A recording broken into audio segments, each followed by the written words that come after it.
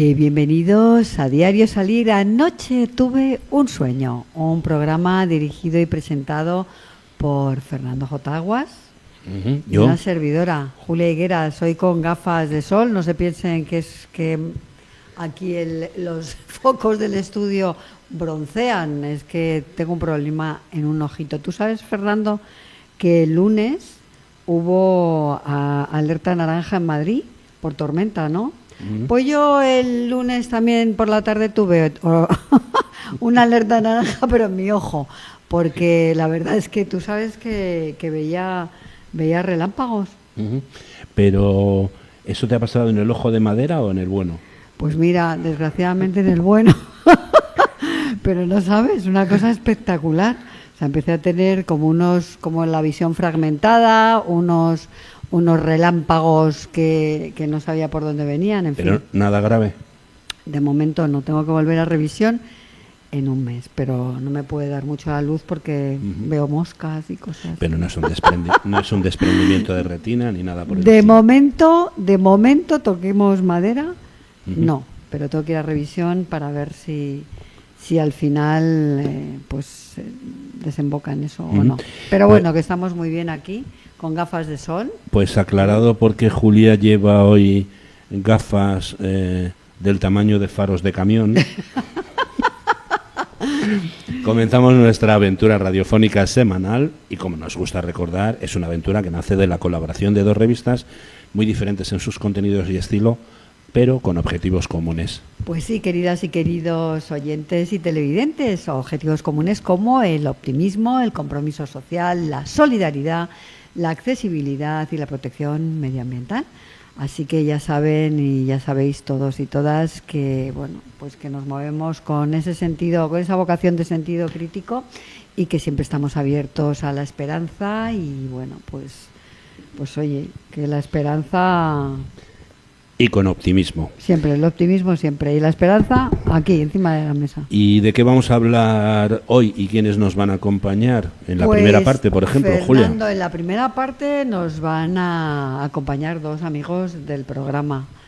Uno de ellos, estoy aquí como un poco celosa porque le veo muy moreno en la pantalla, pero bueno, ellos van a hablar de las patentes españolas, porque bueno, ellos tienen una patente española súper interesante para instalar plataformas en las costas y también en el mar, y que son, como nos gusta aquí decir en este programa, son ecológicas y sostenibles. Y bueno, y tienen además múltiples aplicaciones, muchas de ellas turísticas. Y te hablo, ya sabes, de quiénes, ¿no? Eso te iba a De Jesús San Martín y de Javier Rodríguez Cuadrado. Te iba a preguntar que lo han dejado todo que si por tenían estar nombre. con nosotros hoy.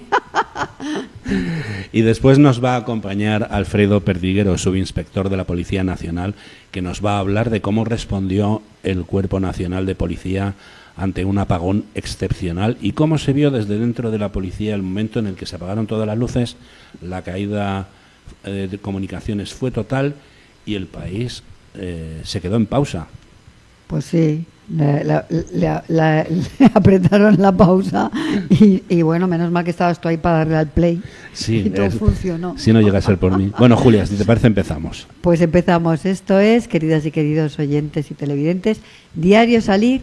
Anoche tuve un sueño. Saludamos a nuestros oyentes, oyentas, televidentes y televidentas. Sé que esto a Julia no le gusta, Nada. pero no renuncio a ello. Me parece fenomenal. Aquí, libertad de cátedra. Un nuevo y cordial saludo desde Madrid. Pues al tajo. Muy buenos días.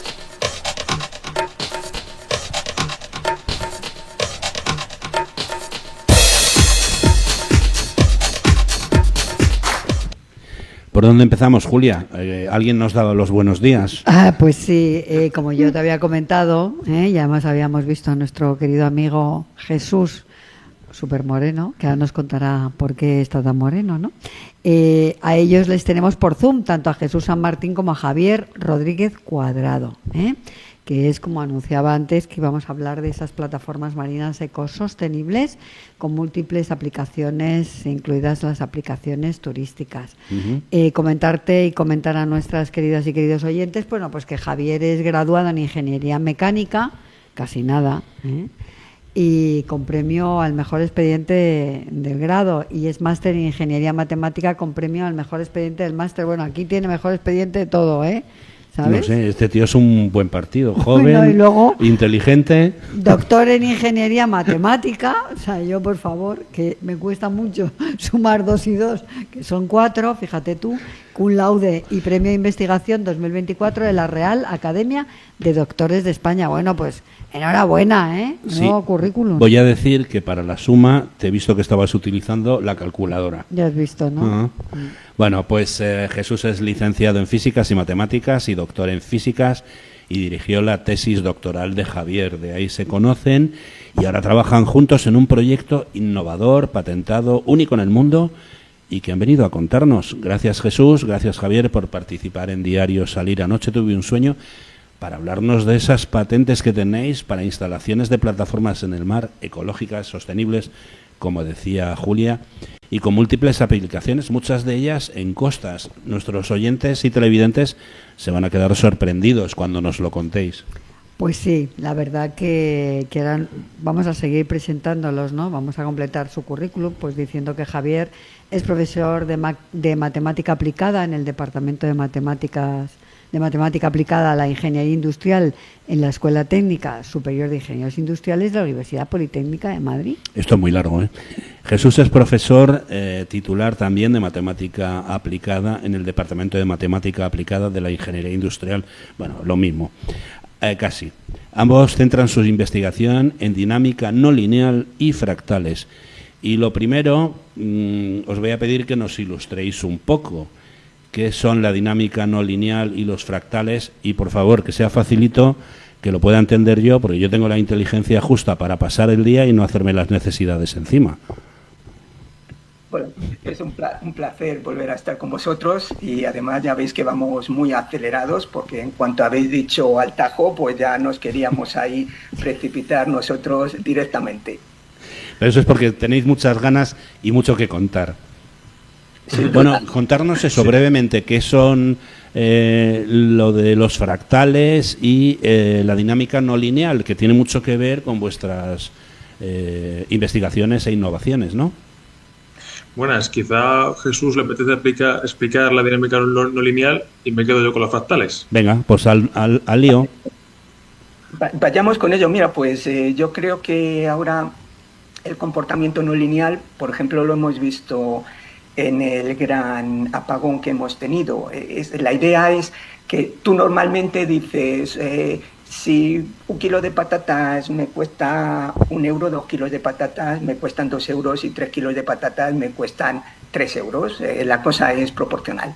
Sin embargo, en los comportamientos no lineales esas cosas no suceden y hay momentos en que cuando tú te acercas a determinados valores, una pequeña variación puede producir cambios muy bruscos. Más o menos cuando uno está en una relación y se va cansando poco a poco, aguanta y al final explota de golpe. Eso sería no lineal. Eso sería, pues bueno, fíjate, yo ayer tuve un comportamiento no lineal. Ayer, no lineal total. Porque Javier, cuando me pusieron las gotas, no, es que esto es muy divertido. Cuando me pusieron las gotas, empecé a ver tan borroso que desde luego no caminaba en línea. O sea, era como si me hubiera bebido 5 copas de vino. O sea, que eso yo creo que es lo no lineal, ¿verdad?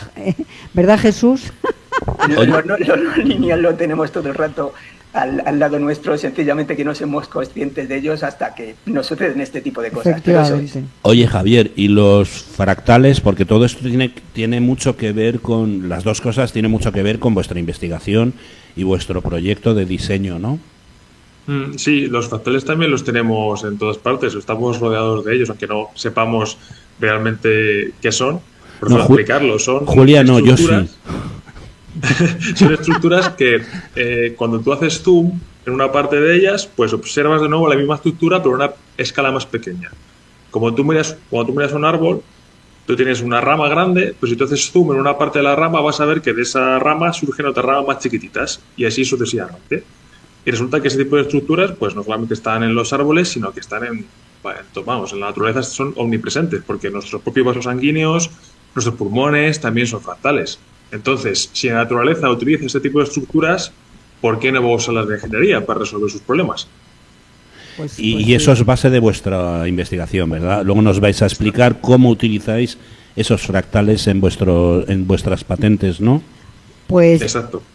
A mí me gustaría, no sé quién me va a querer responder de los dos, ¿no? Bueno, yo solo comentar y compartir con nuestros oyentes que el resultado de vuestras investigaciones pues son 2 patentes, ¿no? Resumidas en una estructura soporte para la distribución uniforme de carga sobre un segmento recto y un prisma soporte y sobre una superficie, que me lo tendréis que explicar, ¿vale? Estas 2 patentes tienen que ver con lo que nos habéis venido a contar hoy sobre estas plataformas marino ecosostenibles. Y eso que ha dicho Julia, ¿qué quiere decir? Que hay un soporte, o sea, hay un palo, para entendernos, metálico como sea, y encima se monta lo otro. ¿Cómo va esto? Vale, os comentamos. Normalmente ahora, cuando se quiere ganar terreno al mar, lo que se hace son vertidos de tierra y roca. Eso obviamente destruye el fondo marino directamente donde se deposita el vertido, y además los lodos se extienden por muchísima superficie del fondo marino, son muy destructivos. Además generan el problema de que limitan el agua de escorrentía. Entonces lo que nosotros conseguimos es una estructura que se apoya sobre el fondo marino, esta es totalmente hueca, y sobre esa se colocan las plataformas y permite perfectamente el movimiento del agua y de la vida marina, eliminando estos tipos de problemas. También añadir que pues, no solamente es el daño que se produce allí donde se están depositando esas cantidades de roca que comentaba Jesús, sino también que esa roca se extrae de otros ecosistemas. Entonces, por ejemplo, hay un aeropuerto en Japón, en Kansai, que para construirlo, lo hicieron sobre el mar, pues construyeron una isla artificial y necesitaron destruir 3 montañas para conseguir todo el material suficiente para poder disponer encima del aeropuerto. O sea que, como podéis ver, es un daño ecológico terrible, tanto en la toma de material como en el depósito del material. Hoy has apuntado una cosa, luego lo veremos más despacio, pero hablas de aeropuertos. Lo vamos a ir desgranando, pero ¿con lo vuestro se podría construir un aeropuerto sobre el mar? Sí, desde luego. Desde luego que se puede construir un aeropuerto. Lo que pasa es que queremos, somos ambiciosos, pero queremos ir paso a paso. Ya, pero te quiero decir, a la larga, con a más, la larga sí. se podría. Joder, qué interesante. Pues vamos a ir desgranándolo, Julia. Yo me voy a ir preparando para despegar. Pero bueno, ¿qué ventajas tiene pues construir estas plataformas marinas? Por ejemplo, estáis hablando del aeropuerto. ¿Qué ventajas tendría hacer un aeropuerto sobre, no sé, en dónde podría haber un aeropuerto hecho con estas plataformas? Bueno, quizá lo del aeropuerto es a más largo plazo, pero podemos hablar por ejemplo, de islotes. Sí, yo creo que ahí es donde se vería de manera más sencilla. Mira, las primeras ventajas que tiene son evidentemente de tipo económico, en cuanto el coste de la obra sería inferior. También lo es el tiempo de construcción, que es inferior.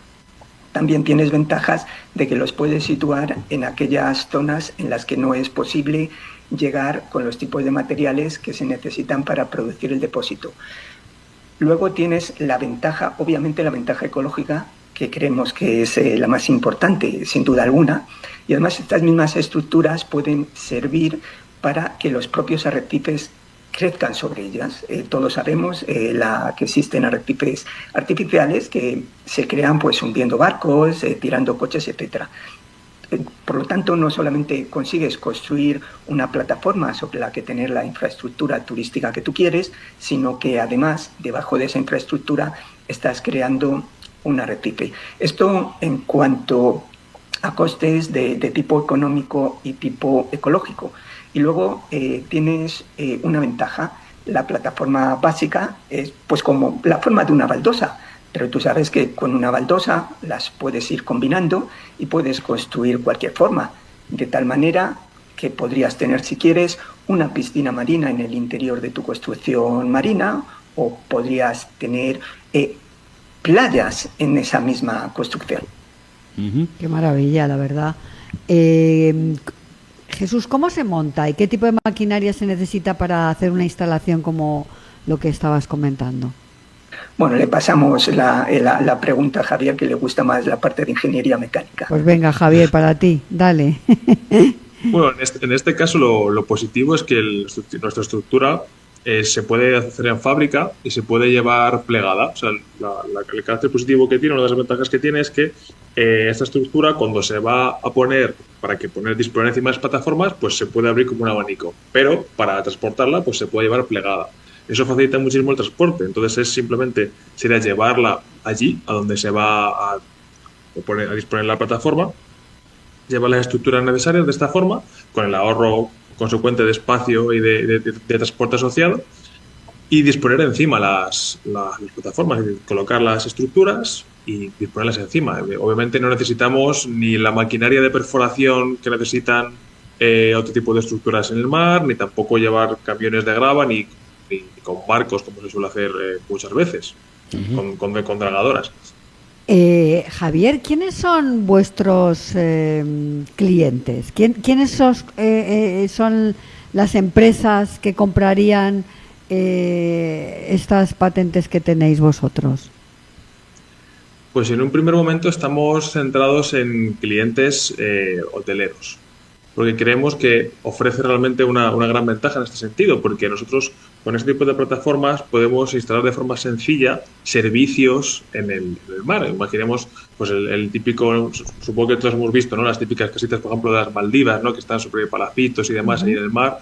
Pero bueno, gracias a nuestras plataformas nos podemos ir un poquito más allá y, digamos, separarnos de todas esas casas, porque al fin y al cabo, cuando tú estás allí, sales, al fin y al cabo ves que está rodeado de este tipo de casas, entonces se pierde un poquito el encanto.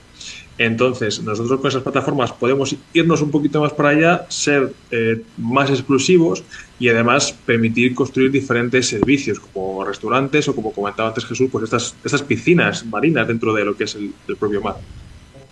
Oye, una cosa, a colación de lo que está preguntando Julia, el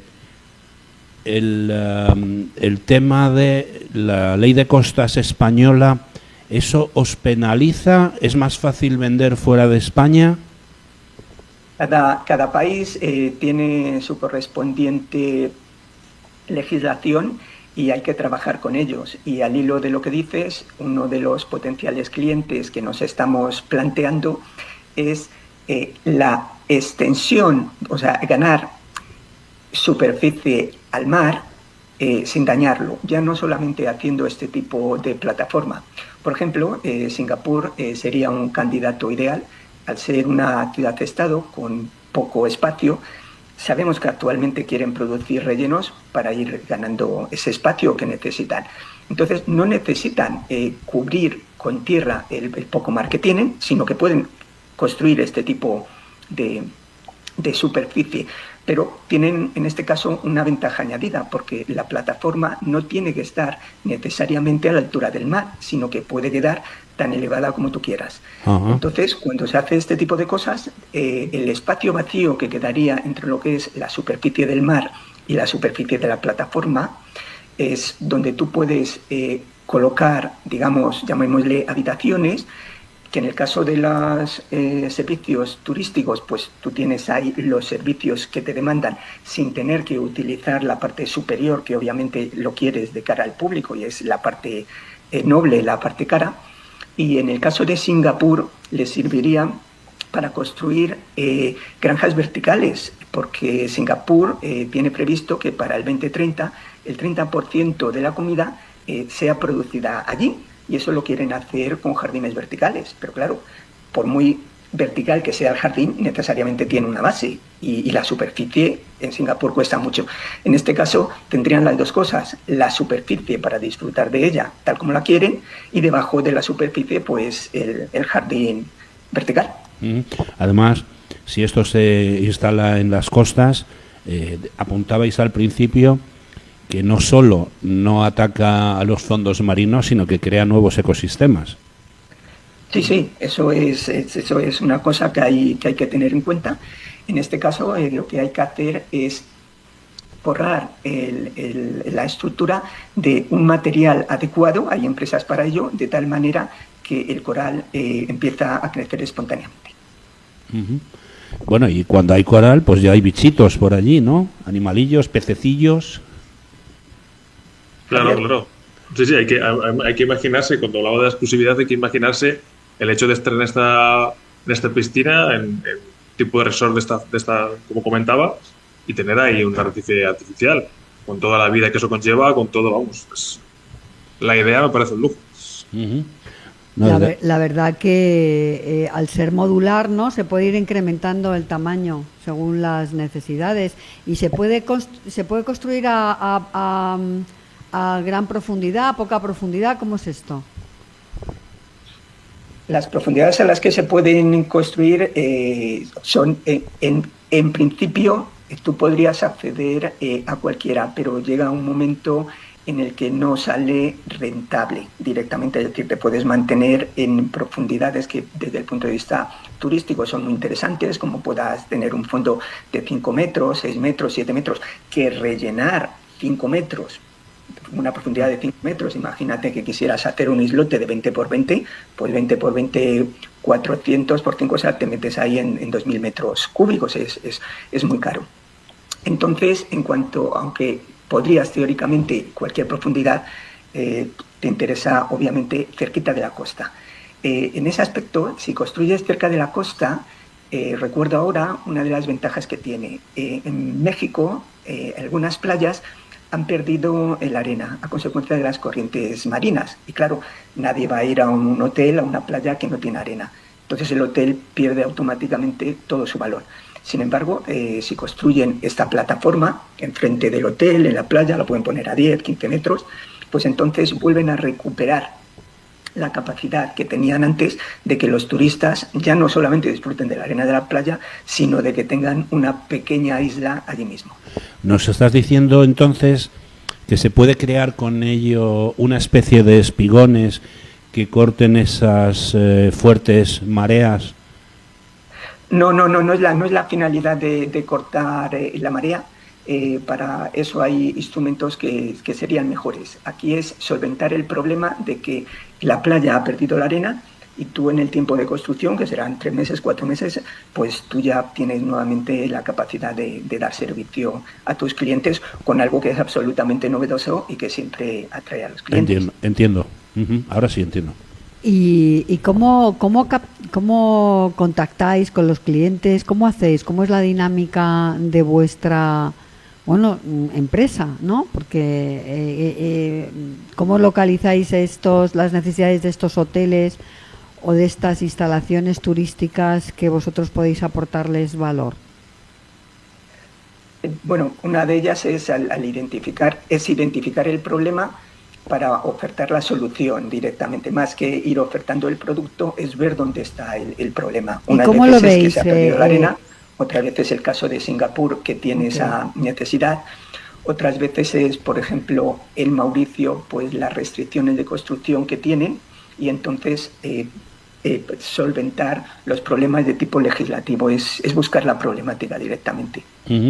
Oye, estas plataformas están creadas, es de imaginar por todo lo que estáis diciendo, con materiales con una gran resistencia. ¿Esto permite reubicar o crear resorts completos, instalar restaurantes, tiendas, has hablado de piscinas, incluso para atraque de barcos? Imagino que no transatlánticos, pero todo esto es viable, ¿no? Sí, es absolutamente viable, claro. El carácter modular que tienen las plataformas permiten construir cualquier tipo de forma. Entonces, efectivamente, se podría construir un atraque, incluso, para ese tipo de barcos propios, pues, por ejemplo, estamos en el resort, nos queremos dar una vuelta en un pequeño yate, ya hablando de exclusividad absoluta, pues podemos disponer una zona de atraque para ese tipo de embarcaciones. Y se puede construir encima, poner un hotel, supongo que con unas dimensiones y unas alturas determinadas, ¿no? Claro, aquí esto está primordialmente pensado para alturas que no sean excesivamente altas, más que nada por una cuestión de construcción. O sea, es un problema que no solamente no es un problema constructivo de nuestra estructura, sino es un problema genérico de constructivo. Evidentemente, cuanto más alto sea, además ubicándose en el mar, pues mayor es la fuerza del viento que hay que tener en cuenta y mayor es, aunque en ese caso pues sería simplemente disponer más estructuras o para que nos entendamos, pilares más gordos. Una estructura más gorda para que aguante más, simplemente. Aquí la verdad que en Madrid el verano, en la primavera, todavía no ha llegado, ¿no? Pero yo me imagino que estas estructuras también permiten los deportes náuticos, la navegación, la vela, ¿no? Sin tener que llegar con los barcos y las barcas a los veleros o a la orilla, ¿no? O a dejarlos anclados en el mar, con el problema que esto puede suponer, bueno, las anclas para los fondos marinos protegidos, ¿no? ¿Cómo funcionaría estas estructuras también ahí? En realidad, cualquier cosa que tú puedas pensar que puedas hacer en la costa, en principio lo puedes hacer en la plataforma, y en el caso lo que nos estás comentando es realmente decir, vamos a tener una pequeñita isla donde podemos dar el servicio que consideremos oportuno. Aquí lo estaba derivando desde el turismo sencillamente a otros tipos de servicios. Pero ya no tanto el anclaje, pues ahora una nueva cosa que se ocurre es pues esa propia oferta turística pues puede tener allí sus propias motos náuticas, es decir, todo el servicio que se da de cara al turista en el borde de la costa, tenerlo en una pequeña isla. Yo creo que eso es lo que llama. Quizá queráis que contemos a los televidentes cómo funciona, porque estamos hablando de este tipo de cosas y dirán, bueno, eso está así, es muy llamativo, pero no hemos comentado nada. Si queréis os comentamos al respecto. Sí, claro. Venga. Cuenta Javier la idea de las raíces. Sí. Estaba comentando al principio, cuando hablaba de los fractales, el ejemplo del árbol, y pues, la esencia de lo que estamos haciendo nosotros, de nuestra estructura para disponer de esas plataformas, es coger un árbol y darle la vuelta. Obviamente luego a nivel técnico no es tan sencillo, porque evidentemente esa estructura tiene que cumplir, pues tiene que tener una relación entre las áreas de sus barras y tal, pero bueno, la esencia es fundamentalmente esa. Con ese tipo de estructura lo que conseguimos es que cuando apoyemos ahí las plataformas, toda su base se hunda, digamos, a la vez. Porque esto no lo garantizan todas las estructuras, solamente la nuestra. Otro tipo de estructuras lo que harían es que pues aquí hay más presión que aquí, y eso produce pues que te digamos, como que se vuelca un poquito la estructura. Es como cuando nos cogemos una tabla, por ejemplo, nos vamos a la playa y nos ponemos encima. Ahí la presión no está distribuida de forma uniforme, nos hundimos más de una zona que de otra. Y nosotros con nuestra estructura, con ese árbol dado la vuelta, sí que conseguimos que la distribución esa pues, de presiones sea la misma en todos los puntos. Y así conseguimos que no haya vuelcos ni que se empiece a socavar la tierra de debajo, porque está con la misma presión en todos los puntos. Bueno, pues que sepáis que yo os estoy copiando la idea y estoy diseñando un sistema que es con contrachapado y tornillo roscachapa. Tendrás que pagar la patente. Si es igual que lo nuestro, tendrás que pagar la patente. No, pero imagínate el contrachapado y el tornillo roscachapa lo que puede durar. Madre mía, encima dentro del agua, ni te cuento. Oye, una última pregunta porque se nos va el tiempo. ¿En qué momento del proyecto estáis ahora? ¿Construcción, comercialización, búsqueda de inversores? Estamos ahora haciendo más pruebas de laboratorio para probar nuevos tipos de uniones, al mismo tiempo que estamos entrando en contacto con potenciales clientes. Bueno, pues nada, maravilloso. Yo sí que os pido que cuando estas estructuras se hagan en lugares como, yo que sé, Maldivas, bueno, me da igual, en cualquier sitio, que nos invitéis. Sí, yo os llevo la maleta. Yo creo que eso es fundamental, porque es la mejor promoción que se puede hacer. Ver Nosotros vamos allí con el micrófono, Jesús, y con lo que haga falta allá, a contar en vivo y en directo cómo se construyen estas plataformas. Y el próximo día os esperamos aquí. Tenéis mucho más que contarnos y además es que, bueno, lo contáis muy bien, pero siempre es mejor teneros en persona aquí, que además, dicho sea de paso, me caéis bien. A mí también. Pues muchísimas gracias y enhorabuena por ese. Oye, si nos permitís solamente un matiz, decir que las patentes están en extensión internacional.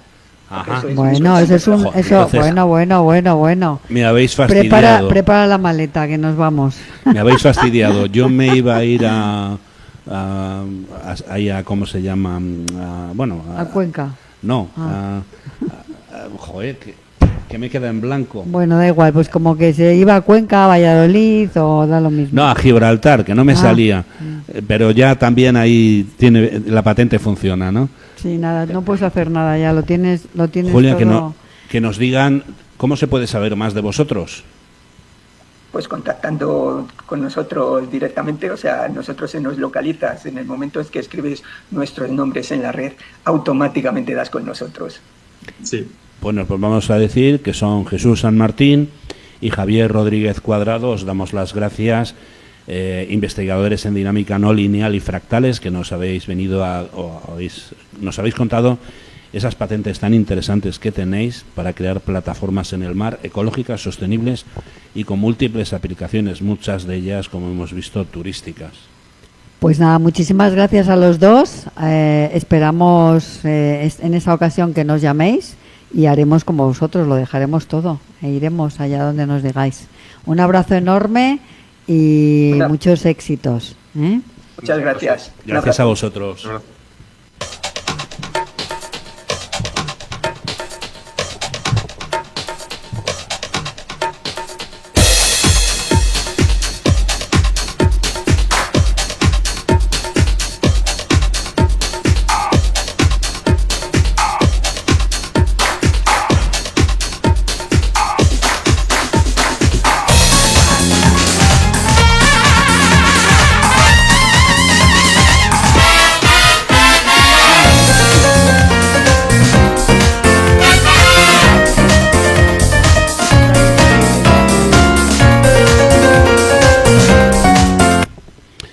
Y teníamos que conocer, porque se nos quedó pendiente por falta de tiempo en el programa anterior y porque nos pareció muy interesante desarrollarlo, cómo se desarrolló la jornada, valga la redundancia, sin luz, en la Policía Nacional encargada de velar por nuestra seguridad.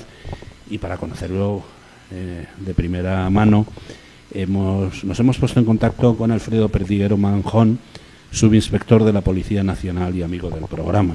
Alfredo, bienvenido, gracias por acompañarnos, para ayudarnos a entender lo que hay detrás de la seguridad en situaciones extremas como el apagón del pasado día 28 de abril y para conocer también la labor que realizasteis durante el apagón en la Policía Nacional. Gracias por la invitación, Fernando. Sí, bueno, pues al final la gente piensa que estamos y como estamos en nuestro trabajo, pues se pasa por encima sin darse cuenta de lo que realmente hacemos. Sí que te dije que al final hicimos más servicios humanitarios casi que de seguridad. Te dije que me sorprendió cuando yo me pude sacar el coche del garaje porque un vecino abrió las puertas de entrada para poder salir por allí. Me fui a comisaría, yo entraba de noche y me sorprendió la gran cantidad de compañeros que había fuera de servicio para ayudar. Es decir, todos se solidarizaron, todos eran conscientes de lo que pasó, de lo que pasaba y que evidentemente haríamos falta. Fíjate que en Ciudad Lineal, distrito colindante con este, suelen salir 6-7 patrullas y salieron hasta 20 patrullas esa noche. Salimos. En muchos casos se mandaron a cada esquina del distrito un coche con luz, estar parado porque no había gasolina para repostar. En segundo lugar, nos quedamos unos cuantos más en comisaría porque la cantidad de gente mayor, gente con silla de ruedas, gente con capacidades de movilidad reducidas, fueron a ver qué podíamos hacer. Te aseguro que nos enlomamos, yo que soy más mayor, pues mandaba a los más jóvenes a subir más alto, subimos a abuelitos hasta un octavo, que es el que más cercano que subí yo, a hombros porque no podían subir por el ascensor. Todo eso me consta porque lo hemos hablado, pero lo vamos a ir desgranando porque son muchas ramificaciones el trabajo vuestro y la función que desempeñasteis en un día en el que todo se fue a negro. La verdad que un día que no olvidaremos en nuestro país y en nuestro país vecino también y yo creo que en toda la Unión Europea, ¿no? Que fue el pasado 28 de abril. Porque vivimos una jornada insólita, un apagón que afectó, como decía, a toda la península ibérica y que generó incertidumbre, largas interrupciones de energía eléctrica y en algunas zonas llegó hasta durar 22 horas. Sí. ¿verdad? Increíble, como nos contó en el programa, que supongo que recordarán ustedes, Juan Carlos Serrano, en el programa del miércoles pasado, y que fue director de la Casa de Galicia en Madrid y actualmente senador por el PP, que estuvo, bueno, sin luz, Fernando, en 22 Galicia, horas. 22 horas. O sea, se fue a las 12 de la mañana y a ellos les volvió a las 10 de la mañana en un pueblo. Él vive cerca de Vigo, pero era un pueblo y allí no les llegó. Entonces, se han planteado muchas preguntas todavía sin respuesta. Muchas de ellas como... Bueno, están creo que en el Congreso, ¿no? Sí, hoy, como qué ocurrió realmente, quién fue el responsable del apagón, pero no vamos a ir a eso. Nosotros queremos aclarar cómo respondió, como lo habíamos dicho, el Cuerpo Nacional de Policía ante una situación excepcional, cómo se vive desde dentro de la policía, cómo lo vive desde dentro de la Policía Nacional. Voy a hacer una broma, sin luces. Y cómo se caen las comunicaciones y el país entra en pausa total.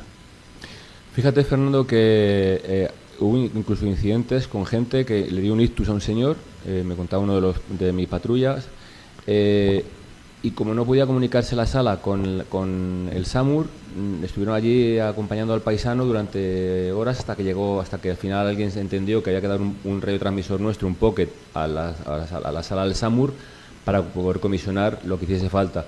Y entonces llegó el SAMUR y al final pudieron salvarle. No sé cómo estará el señor en cuestión.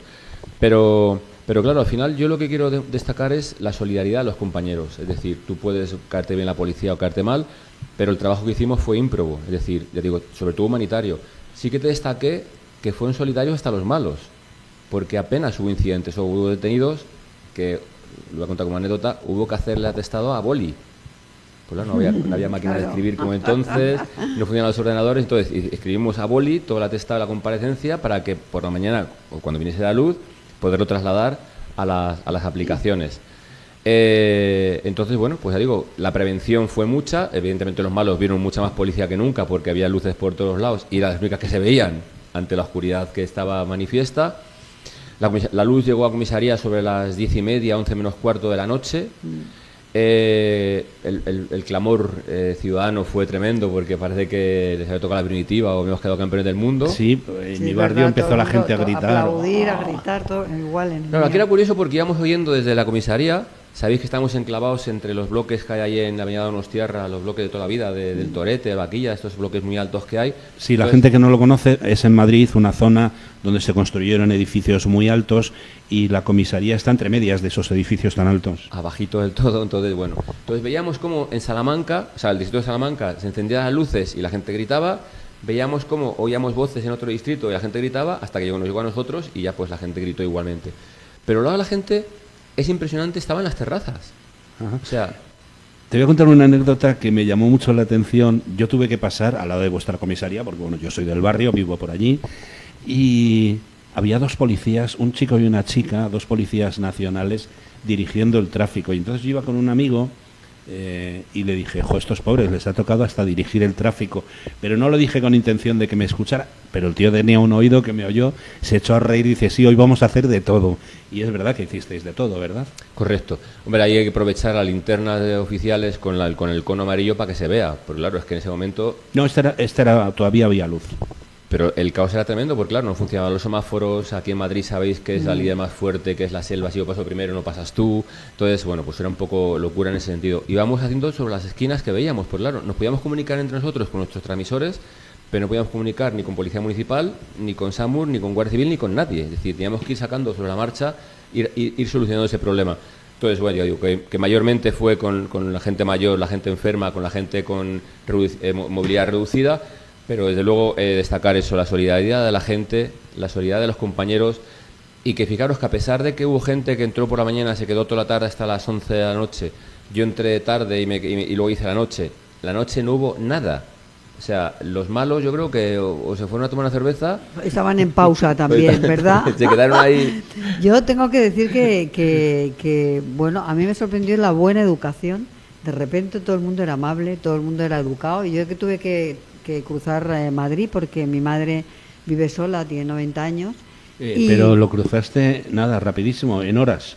Bueno, tardé, pero o sea, dábamos paso a los peatones, luego dejábamos pasar a los de la... O sea, súper bien todo, y dije, pero bueno, ¿esto qué es, no?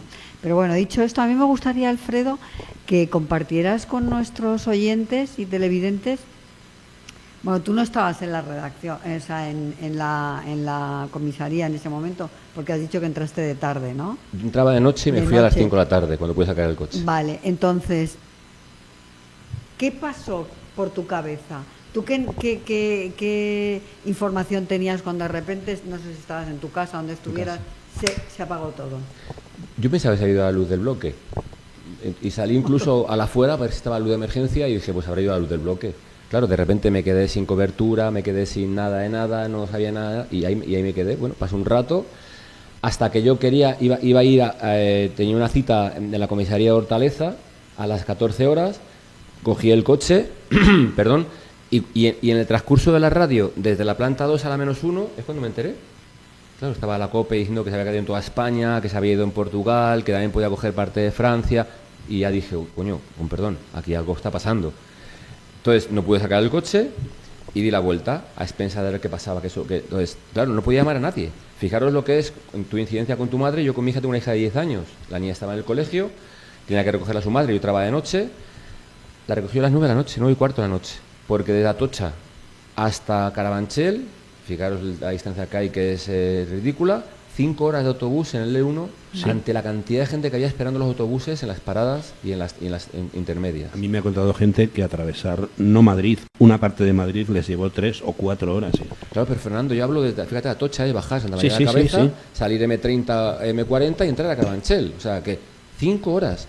Claro, a mí yo pensaba que estaba con su madre. Cuando llego a comisaría a las 9:30 y entran los WhatsApp, de repente, claro, yo me preocupo. No podía llamar, no podía tal. Yo veía la madre de la niña que estaba hablando con el grupo del colegio y por favor cogís a alguien a la niña. Incluso dije, mando un radio patrulla para que recoja a la niña a la madre para... Bueno, al final la madre lo cogió y llegó a casa a las 11 de la noche.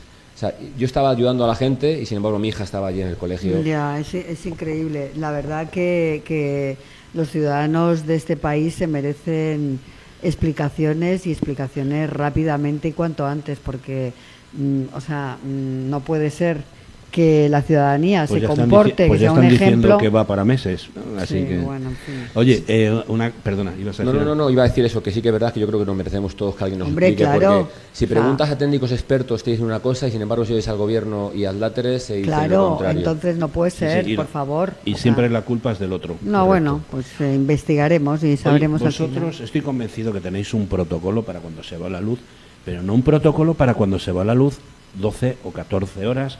¿Qué protocolo aplicasteis? ¿Cómo lo hicisteis? ¿Cómo os organizasteis frente al apagón? Porque lo primero que se hace en una situación como esta, supongo, es intentar conocer el alcance de la misma, y cuando os dais cuenta de que esto es a nivel de la península, ¿qué se os pasa por la cabeza y qué hacéis? Protocolo, dice el cachondo. Ya me hubiese gustado. Es que soy humorista. Hubiese algo de esto al respecto. No había nada, es decir, nosotros íbamos sobre la marcha, sobre la marcha haciendo. Es decir, yo para entrar a la comisaría entrábamos con la linterna del móvil o con la linterna que nos hemos comprado nosotros del uniforme para poder ver por dónde íbamos. Teníamos que estar pendientes de los detenidos que habían calabozos, porque evidentemente se quedaron ahí hasta el día siguiente sin poderse tramitar. Teníamos que tener, claro, no funcionan las cámaras y teníamos que estar pendientes de ellos por si pueden hacer algo o hacerse algo, autolesionarse. Entonces, el protocolo es el que alguien coordine y alguien diga qué hacer o qué no hacer para evidentemente no pisarnos en el servicio, al hacer dos lo mismo. Pero que digo que es algo tan anómalo, tan extraordinario, que evidentemente, ya digo, fíjate, nos trasladamos a comisaría a ver qué podíamos hacer por ayudar al ciudadano, sin tocarnos el servicio. Eso dice mucho y muy bien por vuestra parte, que gente que estaba fuera de servicio se fuera directamente a comisaría a ver en qué puede ayudar, ¿no? Te diré, Fernando, que había hasta un comisario principal, el responsable de nuevas tecnologías de la policía, que fue ahí a echar una mano de uniforme con un comisario principal, al cual yo conocía de Bilbao del año 88-89, y bueno, le agradecí que evidentemente un alto cargo policial estuviese allí echando una mano como uno más. Porque yo le pregunté dos cosas, me dijo, no, Perdiguero, yo estoy como uno más para lo que disponga el jefe del distrito. Remangado, como todos. Sí, bueno, sí, está en uniforme. Es así, ¿no? Fue un poco como actuó prácticamente toda la ciudadanía, da igual que fueran altos cargos, bueno, entiéndeme, ¿no? Sí, sí, sí, Cargos entiendo. medios o lo que fuera. A mí me gustaría, Alfredo, saber cuáles fueron las principales prioridades del cuerpo de ese día. Lo nuestro, sabes que siempre es la prevención de la delincuencia, prevención del delito. Estábamos como tal, ya digo, con las luces en los coches para que se nos viese y evidentemente si alguien nos acudía, pues acudir e intervenir. Ya digo que apenas hubo incidentes delincuenciales ese día, no pasó más nada. Digo, 2 detenidos tuvimos cuando tenemos normalmente 8, 10 o 11, 2 detenidos de principio de la tarde y la prioridad fue ayudar a la gente mayor, es decir, ayudar a los que fueron a la comisaría, que al final, y fijaros, tuvieron sentido común. Sí. Es decir, claro, ¿quién me puede ayudar? No puedo llamar a la policía, fueron a la comisaría y teníamos cola en comisaría de gente que le hacía falta. 2 invidentes, mandamos un K para que llevase a los invidentes a sus domicilios. Una combi para que llevase a 2 personas con silla de ruedas a su domicilio, luego hubo que subirlos. Y luego pues trasladar a esa gente hasta sus domicilios para poderlos subir a caballito hasta sus casas. Ya digo que lo nuestro fundamental es la prevención y ese día pues fue asistencial, humanitario o como queráis decirlo, porque eso es lo que hay. Y Alfredo, tú, o sea, no sé, nosotros como periodistas lo comentábamos la semana pasada, ¿no? Yo me puse en lo peor. Dije, se ha ido la luz, un apagón de estas características de la península ibérica. Digo, ¿qué va a pasar?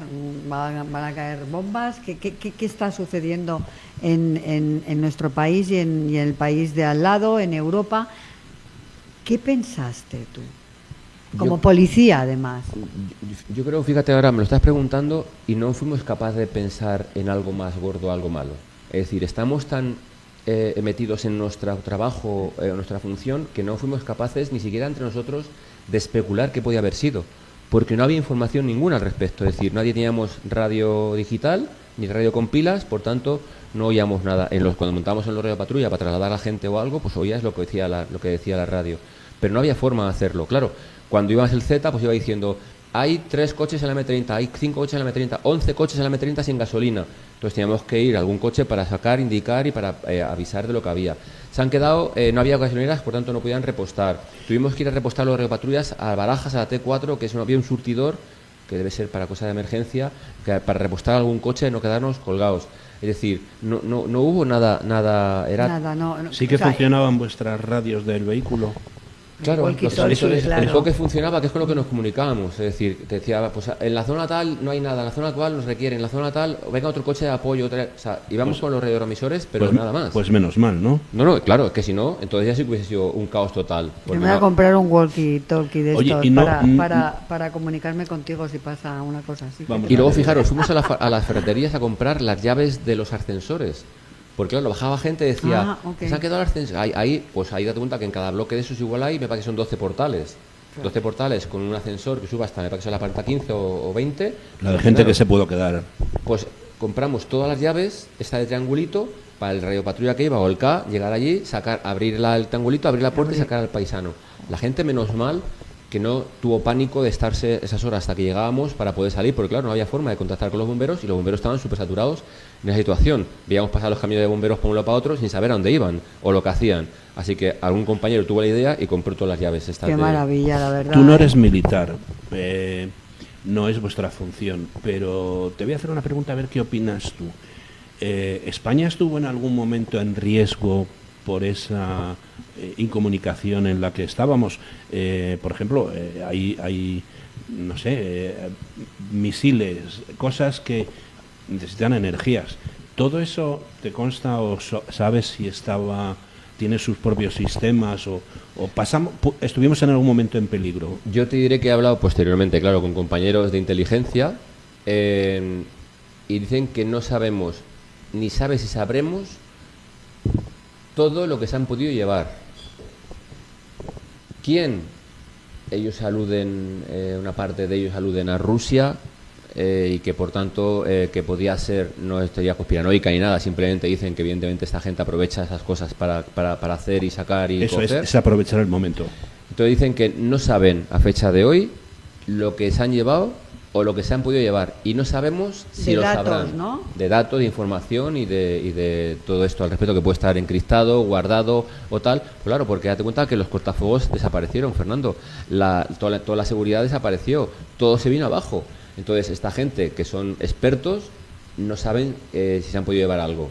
Por tanto, no te puedo decir si estuvo en riesgo nuestro país, ni si se han llevado información. Simplemente digo lo que dicen los compañeros de inteligencia, que no quieren especular, pero que dicen que ellos saben que aprovechan estos momentos para sacar toda la información posible de lo que buscan. ¿Sabes que y que no fueron 10 minutillos? Claro, es que fueron muchísimas horas. Tuvieron tiempo para reformular, hacer, cambiar, bueno, lo que les Claro, dio entonces la lo que gana, dicen claro. es que decían algún ejemplo al respecto de tal, es decir, como que 15 kilovatios de estos desaparecen en un minuto, como que el Tajo se vacía en un minuto. Decía, es imposible. Entonces yo no tengo ni idea, evidentemente, de energías ni de ese tipo de cosas, pero cuando dicen que ya hubo avisos, que ya hubo incidentes antes de... Repsol avisó, además, que la mujer esta de cobra 550.000 euros más dietas al año, la de Red Eléctrica, que todo el mundo la apunta, ella dice no va a dimitir, porque evidentemente en ningún lado va a cobrar ese dineral que está cobrando por ser responsable. Sí que otras partes dicen que fueron por las renovables, la carga renovables. Ahora el presidente del gobierno ha dicho que eso no es, bueno, no miente, dice, cambia de opinión, que dice que no tiene nada que ver con las renovables. Pues ya digo que no sé, como decías tú, si nos enteraremos, si nos dirán, o se olvidarán en España como se olvida todo en un cuarto de hora, que al final se olvida, pero vamos, al principio yo creo que, como habéis dicho, tenemos Esperemos que saber no. y queremos saber. Yo creo que hay muy buenos periodistas que están recabando información y bueno, o sea, y yo espero que también no solo el gobierno, sino la oposición y todos pues se pongan a trabajar por este país, porque al final están a sueldo del país, o sea, porque los pagamos entre todos. Que sepas que Julián no gana 550.000 euros al año, sino que los gana al mes, ¿eh? Sí, vamos, yo multiplicado, eso, Ya no me eso es gustaría. nada. Ni en 50 vidas lo gano yo, o sea, que por eso digo que eso es. Pero que sí que es cierto que fíjate que lo que estás diciendo, hay muy buenos periodistas, pero yo vengo denunciando hace mucho tiempo que hay muchos periodistas apesebrados en España. Sí, claro. Nosotros sí. nos quejamos de eso, de gente que toma demasiado partido. En todo, es decir, demasiado partido que yo creo que no cobran directamente, quiero pensar, pero que al final no sé si su medio o su sectarismo político yo aquí voy a ideológico. meter una cuña que no es que los conozca, bueno, conozco a un par de ellos, ¿no?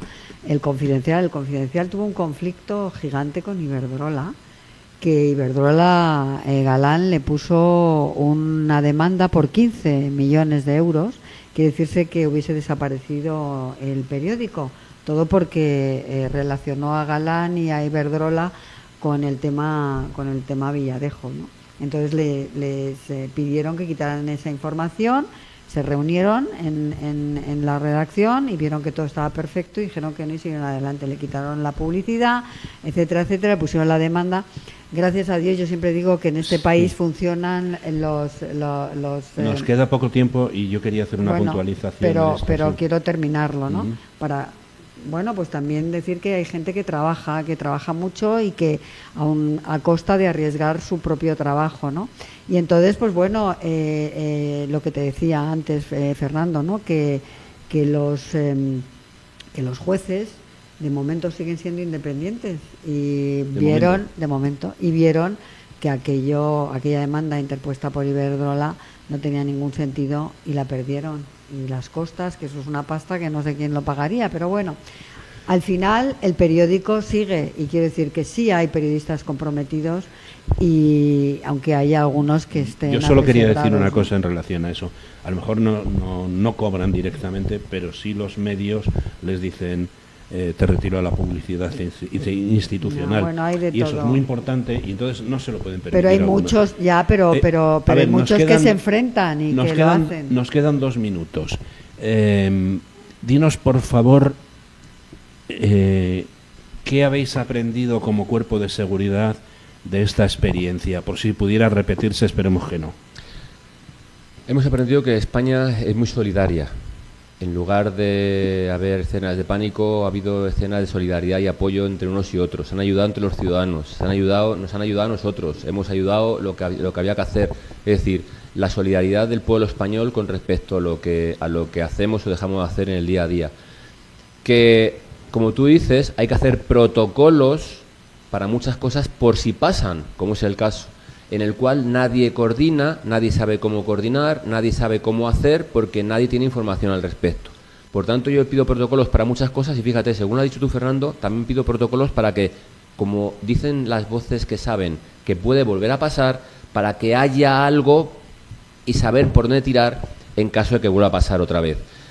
Que ya no sé si son renovables, nucleares, del sol o de la tierra, no lo sé, pero que pongan lo que tengan que poner para que evidentemente esto no vuelva a pasar, para que evidentemente se emplee el dinero, los recursos en lo que tenga que emplearse, y al igual que estaba leyendo antes de entrar que todo el mundo está empleando nucleares, invirtiendo en nucleares, y en España al contrario, quitando las nucleares. Oiga, pues mire, vamos a dejar los estarismos políticos, vamos a ver lo que interesa al ciudadano, y en lugar de defender el bien de unos poquitos, vamos a mirar por el bien de todos los españoles, que es lo que tienen que hacer los políticos y por lo que cobran. Y en lugar de estarismos políticos con Junts, con Jans o con Jeans, que miremos el bienestar de todos los españoles y que paso estamos las policías y la Guardia Civil para ayudar. Tú lo has dicho, inversiones. Francia, en el momento que vio que pasaba eso, se desconectó. Nosotros tenemos que tener un sistema que nos permita eso. Conectar, desconectar, poner un tipo de energía, otro tipo de energía, pero que no vuelva a pasar. Julia, ¿nos queda nada? Sí, no, yo solo decir que hoy he leído una información que dice que la deforestación que costará la demanda europea de coches eléctricos, la transición sostenible no se puede hacer a costa de los bosques, ¿eh? O sea, creo que hay un estudio de la Universidad de Economía y Negocios y olivos, de Viena, están tirando que no sé cuántos miles de olivos en Andalucía. Increíble. O sea, Luego, otro día podemos hablar de eso, porque, porque dicen hay que poner coches sobre eléctricos. O sea, ¿qué pasa Vamos a ver, aquí? ¿ustedes saben qué van a hacer dentro de 15 o 20 años con todas esas baterías? Porque no tienen factorías que se dediquen a reciclar.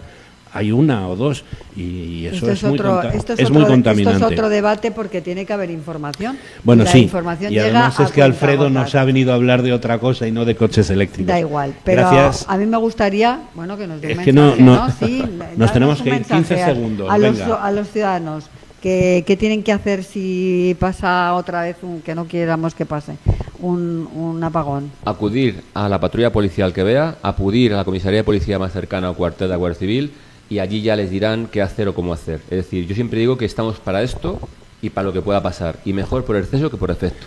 Por tanto, acudir a los que en teoría vamos a ayudar a lo que haya que ayudar, y que ahí les aconsejaremos y diremos. Y que sigan siendo tan cívicos como lo fueron en este momento, ¿no? Correcto. Oye, muchas gracias a Alfredo Perdiguero, subinspector de la Policía Nacional. Ha sido un placer contar contigo en el programa.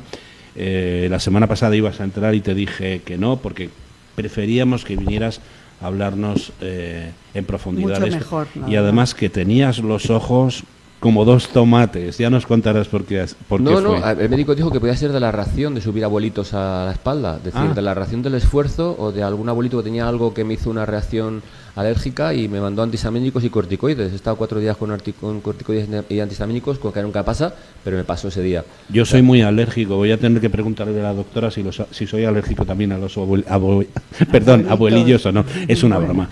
Hasta aquí nuestro programa de hoy. Muchas gracias a los invitados, a quienes nos veis y nos escucháis. Esto fue Diario Salir. Anoche tuve un sueño, presentado y dirigido por Fernando J. Aguas, el del pelo largo, y Julia Higueras, la morena. La de las gafas hollywoodienses, ¿no? Bueno, pues nada, hasta aquí ha sido el programa de hoy. Se ha acabado, pues nos vemos la semana que viene. Así pues que sí, señorita, mismo día, mismo sitio, misma hora. Saludos cordiales. Un abrazo a todos. A todos.